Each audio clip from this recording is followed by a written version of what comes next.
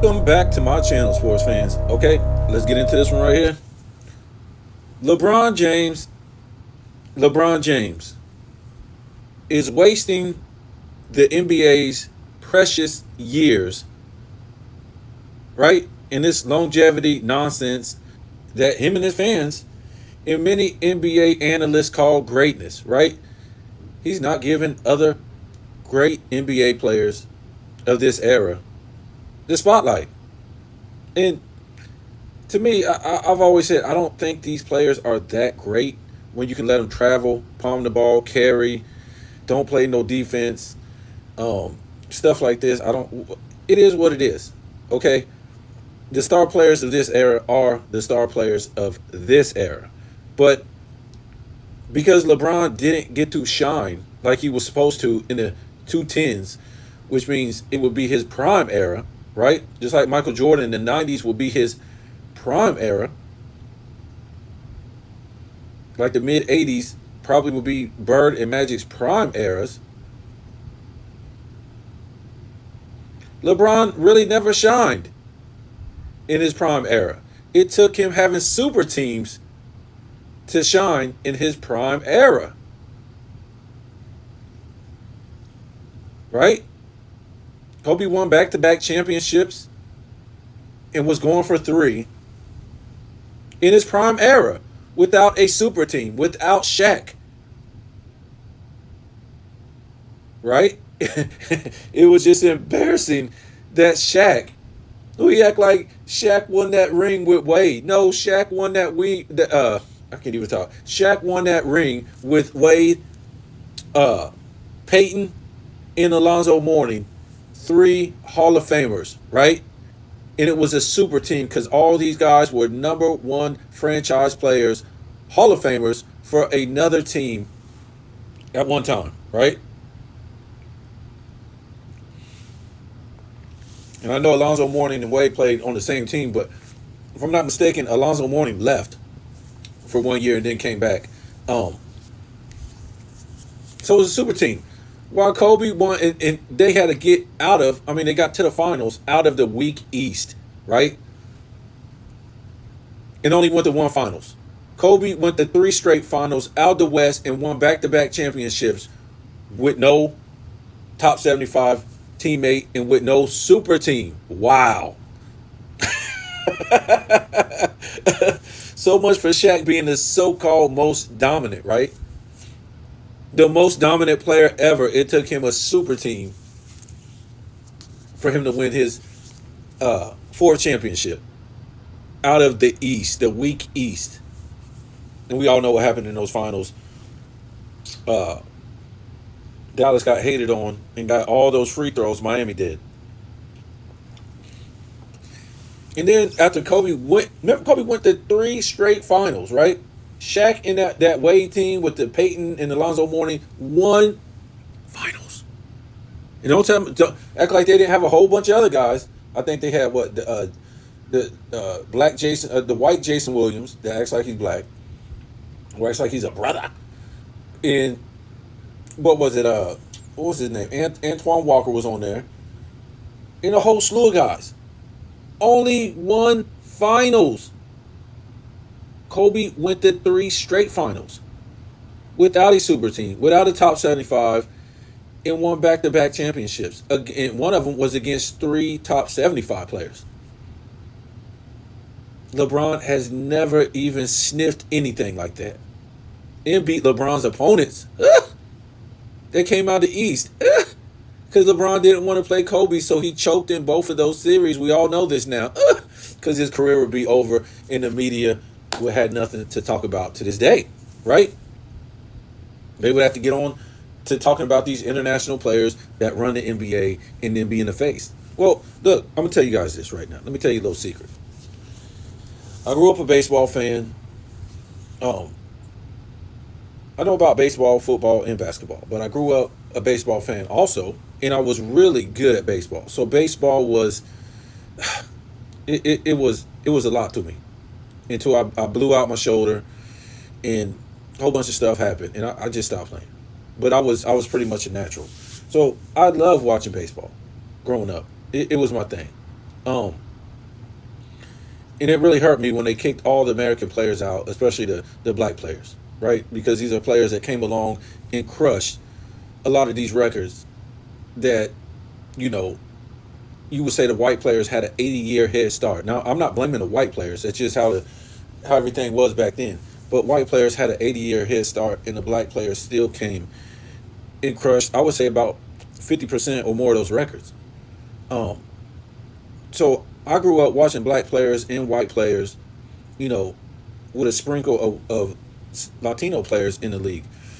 And it's like the 80s, the 90s, and it's just so memorable, you know, watching these games with the Greg Maddux is in it, and the Andre Dawsons, the Ryan Sandbergs, and the David Justices, and the Ricky Hendersons, and the Mark McGuire's, and the Ken Griffey Juniors, and the Dave Winfields, and the I mean we could Paul Monitor, I can't even say his name. Paul Monitors. Oh man, what was his name?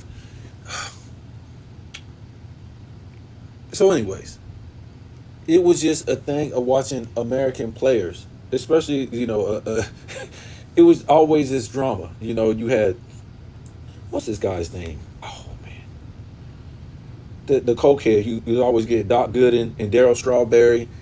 Man, it was always just some drama that these guys brought to baseball, right? Because you need a soap opera and drama to sell your sport. But at the same time, these guys were great. You know what I'm saying? The Kirby Pucketts and the stuff, and guys like that. And Randy, what was his name? Randy, the big, tall, like 7 foot pitcher. I forget his name. From Arizona. Look, man. And it was just hurtful for me to keep watching baseball once they put the black players out and try to lie on top of that, right? It was a baseball player. If I can remember his name, it's look. It's hard for me to sit here and just like try to remember these guys' names when I was just like baseball was my thing. I knew all the names, all the players, everybody. And Torrey Hunter. It was Torrey Hunter that said, I don't know. I think it was in the maybe the 2010s, the late. I would say about the late 2000s. He explained how they exiled black players out of baseball, and then they pretty much blackballed this guy after that. And he was pretty much one of the last black players in baseball at the time. And what they were doing was they were going. MLB was starting up Caribbean leagues, right, in the Caribbean. So they was getting these Dominicans, Cubans, you know, all the Spanish guys, and these were their new farm teams. Because in the United States, when you have farm teams here, you had double A, triple A, whatever like that, and you have to pay these guys like $1 million down there, maybe 2 million. Who knows? It might be more now. So what they start doing is they start cutting out the American players and going to these farm teams, farm leagues that they started, and they start getting these Spanish players, and they can, you know, bring them up and put them in those leagues and pay them like 25,000, 50,000, and to them that's $1 million a year. You know what I'm saying? Even if you gave them 100,000, that's a lot of money for them. So what they started doing, they started using the Latinos and replacing the American baseball players, especially the black American players, and it started to disappear.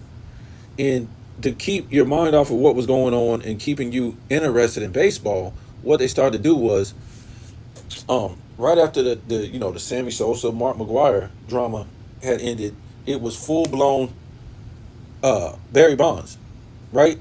Right after he retired, after those early 2000s, that's how they kept baseball alive and people talking about it, people still caring. Because when they was bringing in these Spanish players and they would just flood them in and putting out the black players, there was no more soap opera or drama, right? Because that's just what it is. The black players bring the soap opera and the drama to the game. It don't matter what sport it is, basketball, football, and what I'm talking about, being defiant, getting in trouble, being flashy, there's always something going on. So that was no longer happening in baseball when they brought these Latinos over because they're not part of the American culture. In American culture, American people cannot grasp onto them because they don't even know English. they can't promote the game because not only because they're not American, but because it just don't transition American player to Spanish player who can barely speak English. I'm not trying to be mean, but I'm just saying it's a different culture here in America. Just like if I went over there in whatever Dominican Republic, and I'm trying to get to these Dominicans into their culture, and I don't even know it. I can even barely speak it. It's not going to translate this. Me trying to sell whatever I'm trying to sell to them. And let me tell you what, great baseball players, Dominicans and Spanish guys, Spanish players, great baseball players. I have no problem with that. So what they did was they tried to keep the white players with the Spanish players. And they did put out a lot of white players, but the numbers start dwindling for the white players too. And now it's just overbearing with Spanish players. And now MLB is trash. MLB was everybody's American pastime. MLB is done, is finished, and that's the way the NBA is going too. So if they would have kept, to me, I think you should have kept the black players and the Latinos. You would have had a super league. You're an idiot. Two great, these guys are great.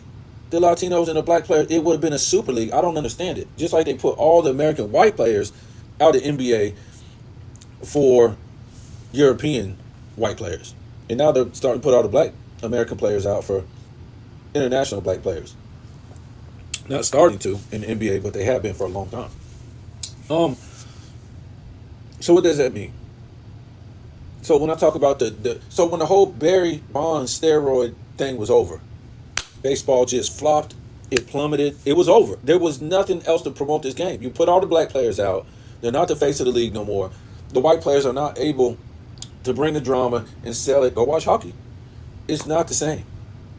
And I'm not trying to say white players aren't good players, but it just fell off the map. That was their last stand or last hope to get people to care about baseball, because they already knew once they put out black players, it was over. And you gotta remember, the Spanish guys are just coming over here. They can't get in trouble. They get deported. They're here for a better life and stuff like that. So you take the NBA, right? So what are they doing now? The NBA's been a dying product for a long time, right? And we can see it start to plummet in the mid 2000s, right? And it just kept going down and down and down and down. Nobody likes the face of the league, LeBron. When he plays in the finals, a long time, Christmas games, not Christmas games, well, Christmas games, but holiday games, finals, playoffs, the ratings isn't there for this guy. Nobody wants to watch this guy without Curry being there. Every time when he went playing Curry, nobody cared. So this is what's been going on. Just to get people to talk about the NBA, they've been using this guy as entertainment. He's not really a good player. Like I said the other day, you implement no carrying, no traveling, no palming, positional basketball, he's an average player, right? You put back in defense, he's an average player.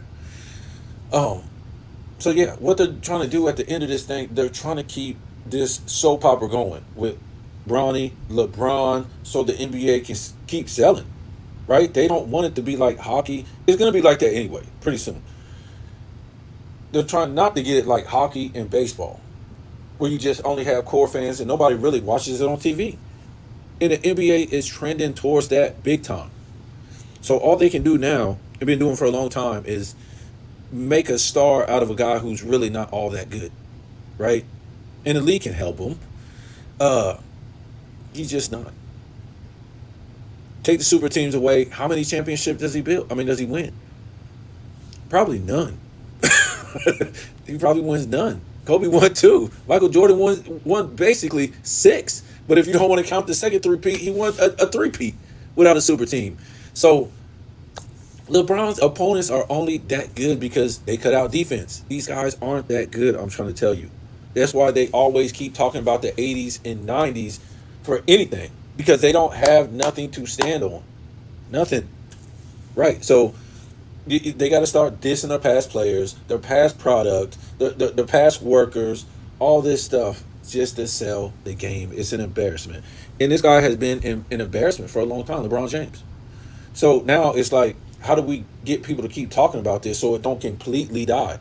Keep this guy in the GOAT debate for all these years, bringing his son, piss people off again. I'm going to tell you what. I told you before, this is not a real professional sports league, right? You got people on TV, on Fox and ESPN, lying for the NBA, lying for these guys. That's what they get paid for. They get paid to lie for these guys. These guys aren't that. Yeah, they're good basketball players, but I'm saying, to me, I think he's handicapped basketball, and I think if they push him out, or whenever he leave, the league is just gonna collapse because they've been on this guy for so long and not been promoting their up and coming talent. It's a shame. And then when we see him not playing the playoffs, everything seems to run so smooth. Um, Guys are giving the effort more. The whistle isn't blowing all the time. It's just better teams without this guy. He's Look at this on the screen right here. Since this guy won his first scoring title in 2008, look how many players not only has won a scoring title, but how many they have won. And LeBron James has only won one scoring title in his career. And his fans will be like, oh man, he's a good passer. He's a good rebounder. No rebound titles. One assist title when the world was shut down. Everybody was sick. One scoring 21 seasons, right? So if whatever you claim you're good at, whether scoring, rebounding, defense, blocks, maybe steals, scoring, you're going to show it. You're going to prove it by dominating that with statistical titles, whether it's rebound titles, block titles, steals titles, scoring titles, assist titles. Not just one.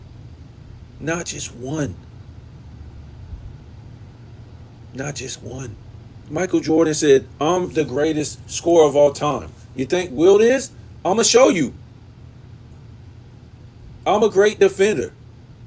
I want to be top 5 of all time. You don't believe me? I'm going to show you. I'm going to get a defensive player that should have won too. It's ridiculous. I'm going to show you. He could have gave up in 87 after he got bodied for that defensive player of the year, but he went back out there and did more. Yes. He was in an interview and he felt like he was cheated. I saw these dummies on Facebook talking about, Michael Jordan crying because, his average is in 87 and he didn't win the defensive player of the year. No, because he didn't win the MVP. I always said, and Magic won it over him. And then you look, they got all Magic stats, Jordan stats, and then you look down, Jordan gets swept in the first round. Magic wins the championship. But this is a LeBron fan, the James Kingdom, right? They can talk to idiot fans like idiots, right? They failed to forget or realize it was 4 Hall of Famers on that Lakers team. So how was he the most valuable? How was he, the most valuable player to his team of any of the MVP candidates than Michael Jordan? Right? How was he more valuable than Michael Jordan, who had no Hall of Fame teammate at all in 86, 87? And Michael Jordan did way more. I won't say way more, but you would just have to. If you got, as Magic Johnson, he's got 3 Hall of Fame teammates. On that Lakers team is 4 Hall of Fame teammates. It's just Jordan as a Hall of Fame player on that team. So Michael Jordan will be more valuable to his team. You guys say, oh man, it's not an individual award. Okay. Then Jordan will be more valuable to his team in 87 for getting them to the playoffs. Yes, they didn't have the number 1 seed, but just to make it to the playoffs with no other Hall of Fame teammate. And then he has to go against Bird with no Hall of Fame teammate. Really? And they got 5 Hall of Famers on that team, on the Celtics team in 87. 4 top 75 players and 1 Hall of Fame player. And he was supposed to win the game? How? And now the MVP is a playoff award. Come on, man. These guys are idiots. So yeah, all these dudes, look, in 20, what's going on, 22 seasons right here? 21 seasons, it was a guy who led the league in rebounding, and LeBron never did. In blocks, in steals. And what was it, 20 seasons, there's a guy that led the league in either steals or assists, and LeBron James didn't. In 10 seasons, right? What is it, 10 seasons now? There's been 2 players that was at the forward position. Well, I don't know what they do position, right? So that would be four forwards that was allowed to make a defensive first team or second team in 10 years, and LeBron James didn't. Right? There was a guy since, 11 years that has been an MVP, and LeBron James hasn't. So you got to question, how is this guy making these all NBA teams? How has this guy been the toast of the town and been the face of the NBA every single season with super teams since 2010 with super teams?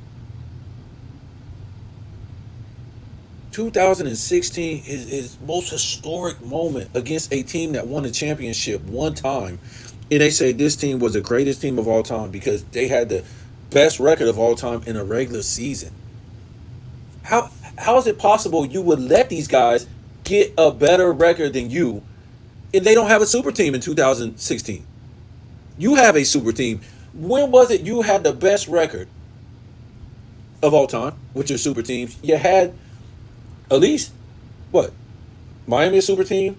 In those the role players were loaded in on Cleveland, and you never got the best record of all time. Mm.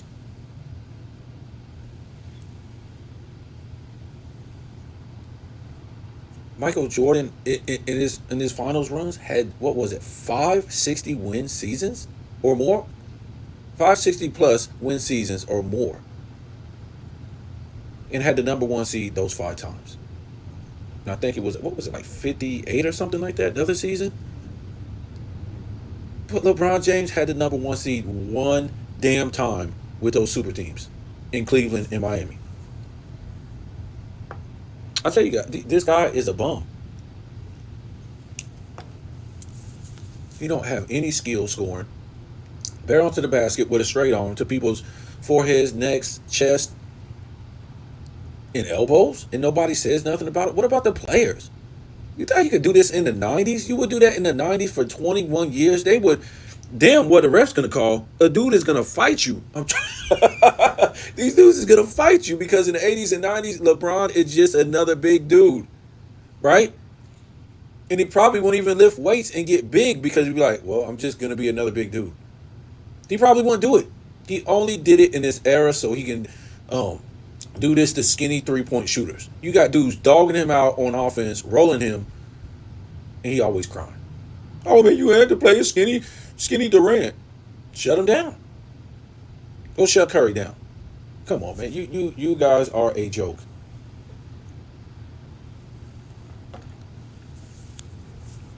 It's a joke.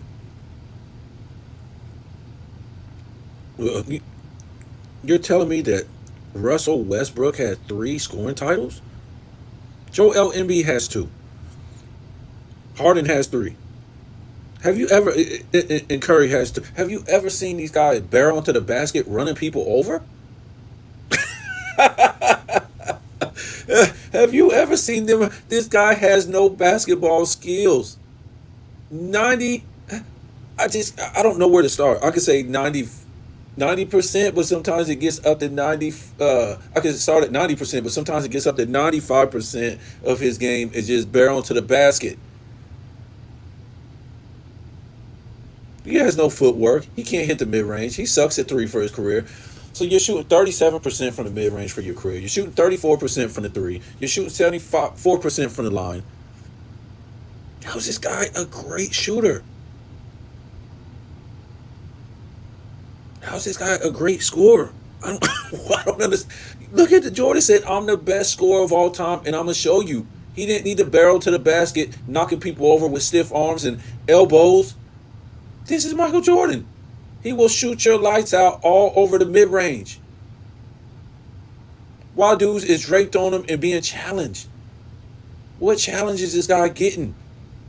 Weighing what a football player weighs and barreling over people like they're pins at an alley. And the ref don't even call it because they know. They know if they call this stuff, it's going to have to be called all the time. And therefore, his game is over. Those 27 points a game, it goes down to maybe 20 for his career, if that. You know, he ain't got no damn paint moves. I'm just saying. The best time he ever shot was in Miami, right? From the mid range, from the three. And that's really because he started taking less shots. Because you had Wade, Bosh, all these guys, all those guys on that team were good scorers. Ray Allen, and if you look at his attempts before he went to Miami, they were high. So we went to Miami. Now he can start shooting 50% a season. Before that, he couldn't even shoot. He couldn't even hit 50% from the field. It took him 7 seasons just to shoot 50% for one season, and it took him 14 seasons before he shot 50% for his overall career. That's horrible for a guy that is doing layups and dunks. So what does that tell you? He's shooting like 70-something% in the paint when he barrels in there, knocks people down, do stiff arms. But when he's outside that paint, I'm just telling you, what really do you think that should be? Well, I think it was like 68, right? It was something like 68% in the paint. But his career field goal percentage comes all the way down, or his overall career field goal percentage comes down to 50.5. Something Michael Jordan shot after 13 seasons with the Bulls, right? He didn't care about stats. That's why he came back and it went down to 49 playing with the Wizards. So if LeBron's in the paint, career average in the paint is 68%, but his overall field goal percentage is 50.5. What does that tell you? It's a joke. And we talk about this guy playing in this, it's a shooter's era, the greatest shooting era of all time. Except the star in the face of the league can't shoot. He can't shoot. Most guys, when they get older, I'm not driving in that lane no more. I got to shoot from outside. Now, Kobe, Jordan, a lot of these guys. Not LeBron. Now, let's put everybody on the three-point line and keep LeBron in the weight room so he can keep barreling to the basket. It's a made-up fake career, folks. I really don't know what to say. He's not that good. Take it or leave it. It speaks for itself. Not that good. Travel, carry, palm, carry, travel, palm. Not that good. He's done fooled all his fans for this long, and I can't. If I could say the past 5, 6, 7, 8 years, how many people I heard that they say they left the NBA a long time ago because of this guy? I've never heard that about any other basketball player. I wouldn't even say Hall of Fame or top 7. I'm just talking about any basketball player, let alone the face of a league. People walk away or have walked away by the millions. Can you say that about any other star player of any sport where the fan base just left by the millions and said they won't watch it no more until he leaves? And the NBA still doesn't care? Because I told you, they got to use him as a prop to keep people talking about the NBA. Because once he's gone, all you have now, the face of your league, international players, and it's over.